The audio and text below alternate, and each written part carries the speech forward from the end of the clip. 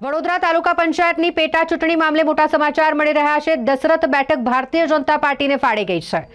કોંગ્રેસના ઉમેદવારે ઉમેદવારી ફોર્મ પાછું ખેંચી લીધું, જેના કારણે દશરથ બેઠક હવે ભાજપને મળી છે। ભારતીય જનતા પાર્ટીના સુનિલ પ્રજાપતિ બિનહરીફ જાહેર થયા છે। દશરથ બેઠક પર કોંગ્રેસના ઉમેદવાર વસરામ રબારીએ ઉમેદવારી ફોર્મ પાછું ખેંચી લેતા ભારતીય જનતા પાર્ટીના ઉમેદવાર સુનિલ પ્રજાપતિ બિનહરીફ જાહેર થયા।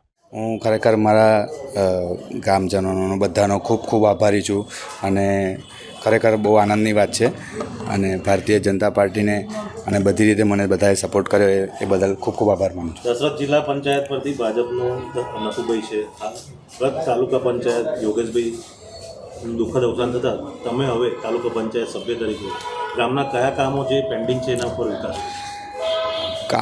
કામમાં તો જે કંઈ જૂના કામ પડ્યા છે બાકી એ બધાએ અમે પૂરા કરવાનો પૂરેપૂરો પ્રયત્ન કરીશું। 8 મહિના જ છે, કયા કામને મહત્વ આપશો? મુખ્ય મુદ્દો પાણીનો છે, એને અમે વધારે મહત્ત્વ આપીશું। વસરામભાઈ ફોર્મ પાછું ખેંચ્યું છે, શું માનો છો? કેટલું મહત્ત્વનું છે? શું રહેશો?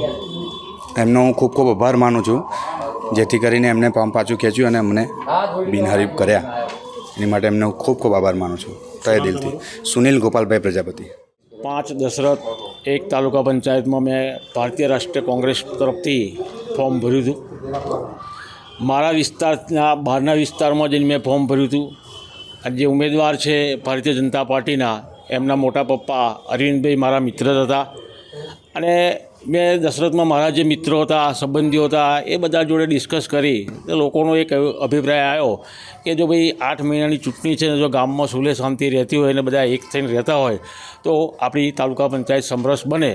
બધાનો અભિપ્રાય હતો એટલે આપણે કંઈ પ્રજાથી મોટા નથી। પછી જે લોકોને મળ્યો એ બધાએ મને સલાહ આપી, સૂચન આપ્યા અને આપણે કોંગ્રેસ તરફથી ફોર્મ પાછું ખેંચું છું અને હું હાર્દિક રીતે ભાઈ શ્રી સુનિલભાઈને ખૂબ ખૂબ અભિનંદન અને દશરથ ગામનો વિકાસ કરે એવી મારી અંગત શુભેચ્છાઓ। દબાણ હતું કે કોઈ જાતનું દબાણ નહીં।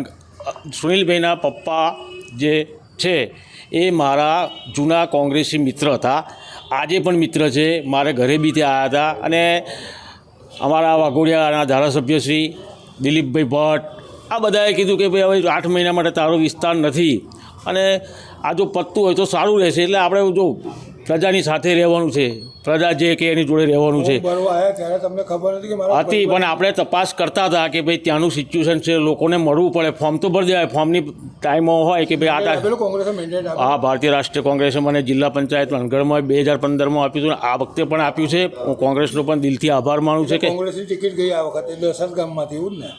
એ તો હવે પાર્ટીનો વિષય છે, મારે એમાં બહુ બોલવાનું ના હોય। જિલ્લા પ્રમુખને આ વાતની જાણ છે? હા, મેં જાણ કરી દીધી છે, મારા જે આગળના આગેવાનો છે બધા જોડે મેં ડિસ્કસ કરી લીધું। આગામી દિવસમાં તમે કોંગ્રેસમાં રહેશો કે ભાજપમાં? એ હવે સમય પ્રમાણે કામ કરીશું, જે સિચ્યુએશન જેવી આવે એવો સમય આવે તો 1 વર્ષ પછી જિલ્લા તાલુકા પંચાયતની ચૂંટણીઓ આવવાની છે, ત્યારે જે પરિસ્થિતિ હશે એ પ્રમાણે અમે કામ કરીશું। શું નામ આપનું? વસરામભાઈ રબારી।